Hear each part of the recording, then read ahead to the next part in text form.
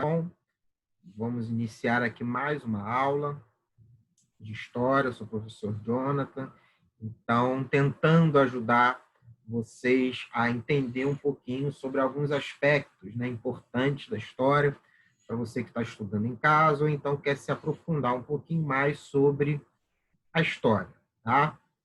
A ideia é passar vídeos curtos, mas debater temas importantes, sempre mais reflexivos, um pouquinho mais aprofundado, mas também não tão cansativo, para que não se torne um vídeo tão longo, dentro dessa perspectiva também de uma história pública, né, que é a história para todos, que deve ser divulgada para todos, não ficar restrito ali a apenas algumas pessoas.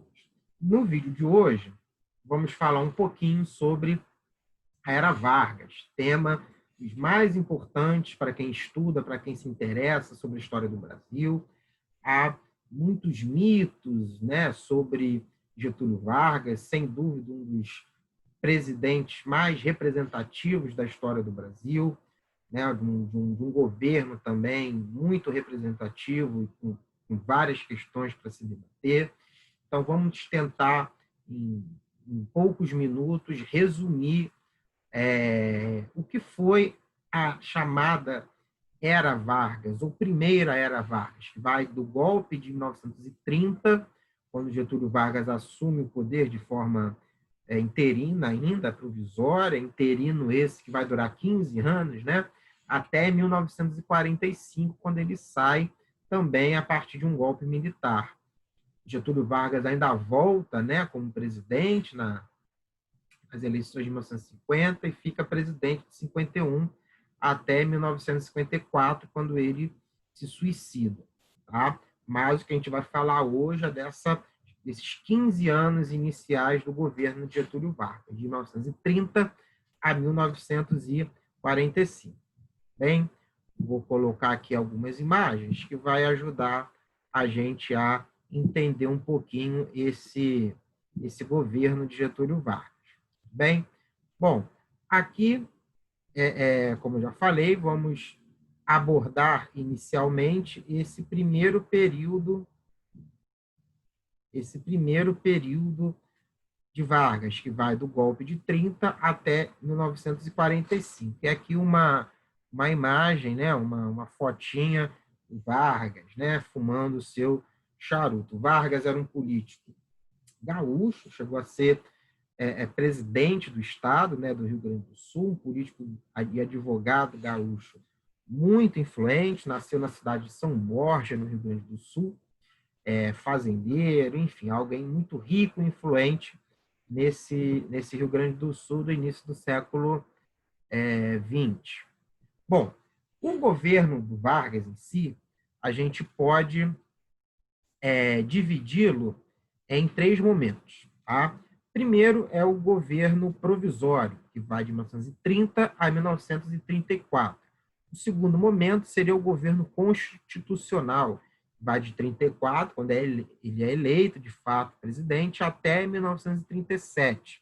E depois o Estado Novo, que vai de 37, quando ele dá um golpe dentro do golpe, né, em 1937, inicia uma ditadura, um governo autoritário, que vai até 45, quando ele é deposto pelos próprios militares que ajudaram ele a dar um golpe em 37. Então, esses 3 momentos, governo provisório, governo constitucional e governo do Estado Novo, performam o que a gente chama de Era Vargas. Tudo bem? Então, em 1930, acontece um golpe, né, liderado pelas chamadas oligarquias dissidentes, que são os estados dissidentes, né, que não eram Rio, nem, ou melhor, que não era São Paulo nem Minas Gerais, embora tenha contado em 30 já no golpe seu decurso com o apoio das oligarquias de Minas Gerais, mas liderado principalmente pelo Rio Grande do Sul, pela Paraíba, pelo Rio de Janeiro, pela Bahia, que são essas oligarquias, esses estados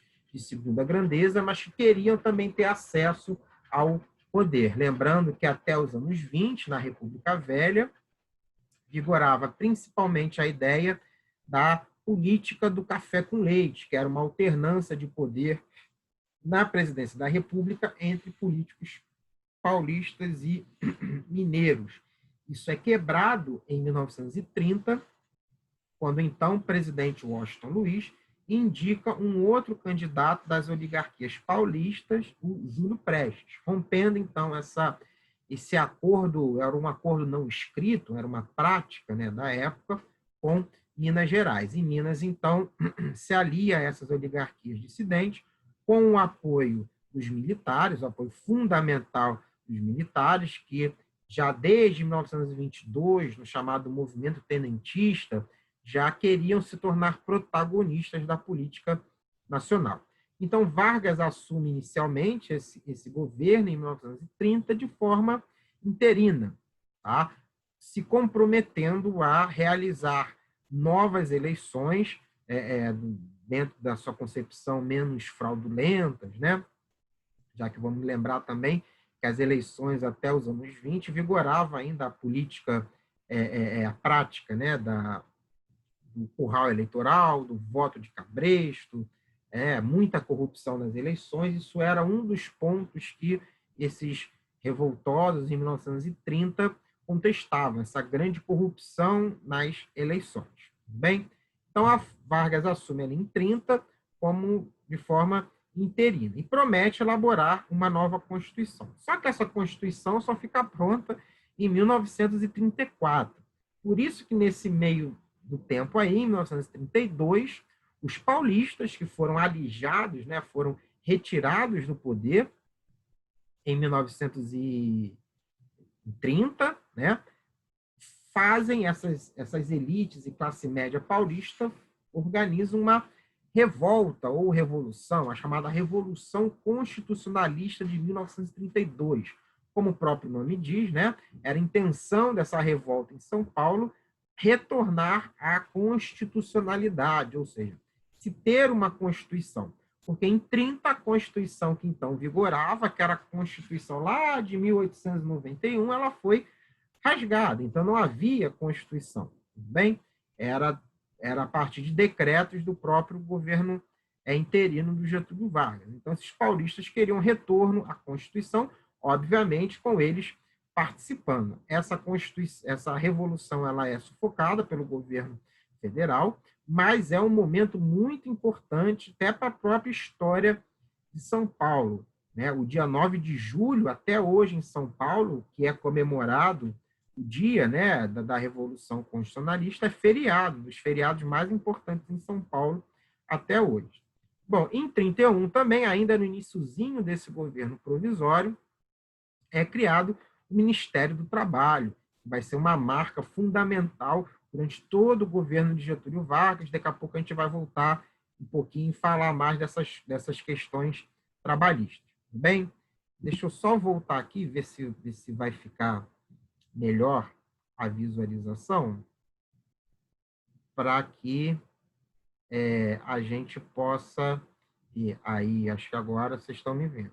Isso? Vamos voltar aqui para falar do segundo momento do governo de Getúlio Vargas. Um momento.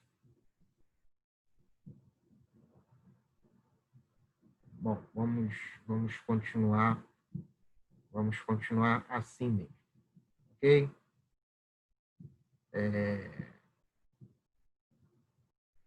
Vamos para o segundo momento do governo de Getúlio Vargas, que é o governo constitucional. Então, finalmente aprovada a Constituição, em 1934, o próprio Getúlio Vargas se candidata a presidente e ganha, né, obviamente, as eleições. Nesse seu governo chamado constitucional, há um aprofundamento das questões trabalhistas. O Getúlio Vargas começa a criar essa série de garantias e de direito aos trabalhadores, que tanto caracterizaram o seu governo, que a gente vai falar daqui a pouco.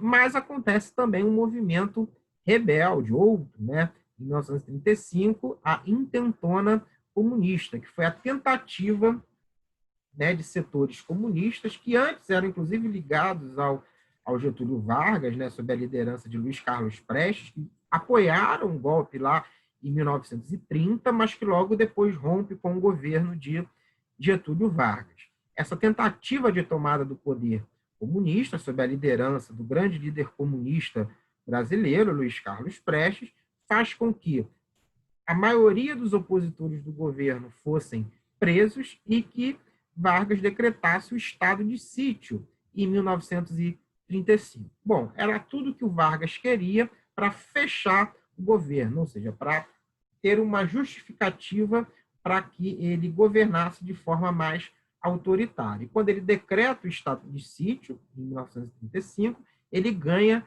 poderes, né, que a própria Constituição lhe dava, ainda, de grosso modo, dentro da legalidade, já que a Constituição lhe permitia isso.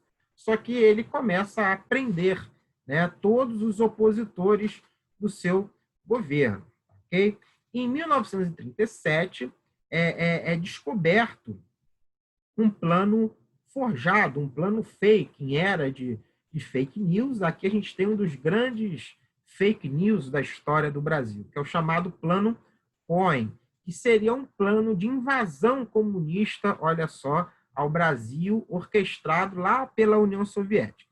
Só que se viu que esse plano ele era absolutamente forjado, era mentira, não existia nenhum plano de invasão comunista ao Brasil.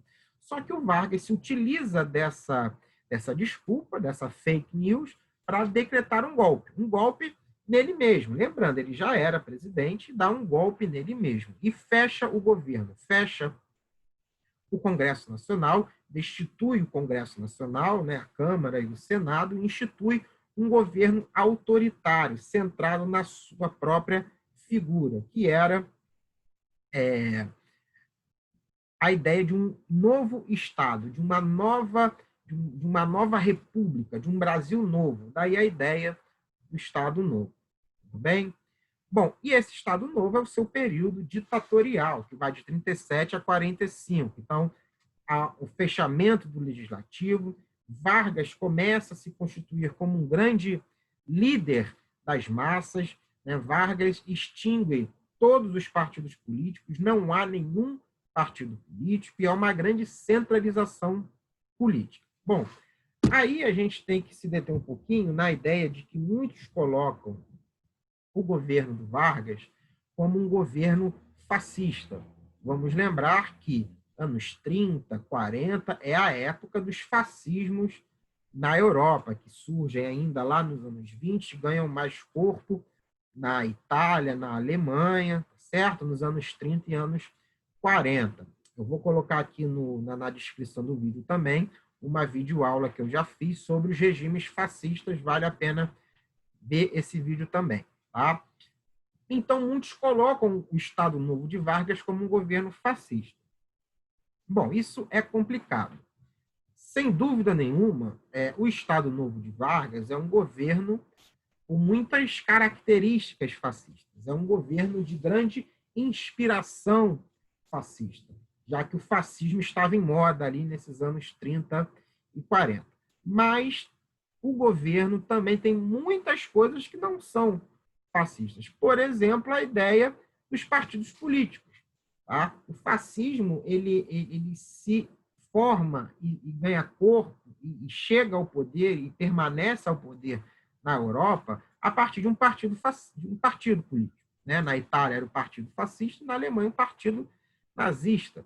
E os partidos inexistiam. Né? Nesse sentido, a ditadura do Estado Novo de Vargas ele era muito mais personalista, era baseada na figura de Getúlio Vargas e não na figura de um partido político. Bem, sem contar a grande proximidade que Getúlio Vargas tinha com o governo norte-americano, tá? Que era o oposto do fascismo europeu. Aqui a gente tem uma foto de um famoso encontro em 1943, ocorrida na cidade de Natal, no Nordeste brasileiro, né, entre Getúlio Vargas e Franklin Delano Roosevelt, que era o presidente dos Estados Unidos. Essa foto é emblemática da aproximação entre esses dois governos. Embora alguns coloquem que o governo de Vargas adotou uma política pendular durante a Segunda Guerra, ou seja,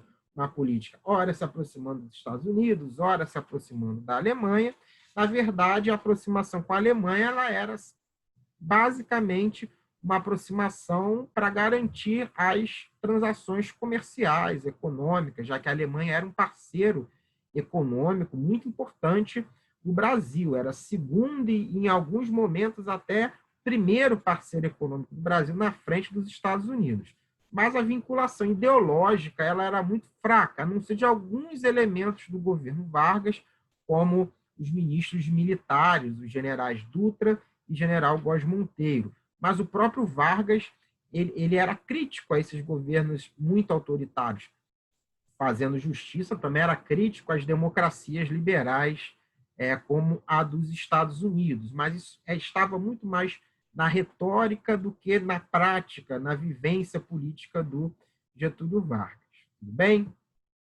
Bom, sobre a CLT, a Consolidação das Leis do Trabalho, que foi a reunião de uma série de leis trabalhistas que o Vargas cria desde o início do seu governo, 1930, 31, até 1942, 41 para 42, quando a CLT ela é de fato criada, né? E ali você reúne uma série de garantias aos trabalhadores que antes eram precários ou mesmo inexistentes, como a carteira de trabalho, férias remuneradas, salário mínimo, limitação de jornada de trabalho de 8 horas diárias, né? E Vargas faz disso o grande mote do seu governo, tá? Tanto a valorização do trabalhador, demonstrado aí, né, nas manifestações públicas que o governo fazia lá no dia 1º de maio, no dia do trabalho, em estádios de futebol, como o estádio de São Januário, do Vasco, aqui no Rio de Janeiro. Então, os trabalhadores estariam representados dentro desse Estado Novo. É a ideia, né, de uma base de sustentação política que o Getúlio Vargas tinha. Dentro dessa lógica, havia a promoção da industrialização. Se você promove a indústria, você promove também o crescimento de uma classe específica, que é a dos trabalhadores, que vão ser justamente a base desse governo. Aqui a gente tem imagens do símbolo dessa industrialização promovida por Getúlio Vargas, que é a Companhia Siderúrgica Nacional, construída em Volta Redonda, que é uma cidade que fica justamente entre São Paulo e Rio de Janeiro, as duas principais cidades do país de então. Essa indústria foi feita com empréstimos concedidos pelos Estados Unidos, marcando, né, exemplificando essa aproximação entre os dois países. Bom, Vargas, como eu disse, sai em 1945, porque há uma grande perda de apoio dos setores militares que o apoiavam, após o retorno da Força Expedicionária Brasileira, que lutou na Itália durante os anos da Segunda Guerra Mundial. Então, o Brasil manda para lutar na Itália uma força militar de aproximadamente 25 mil soldados para lutar contra o fascismo, contra o nazismo.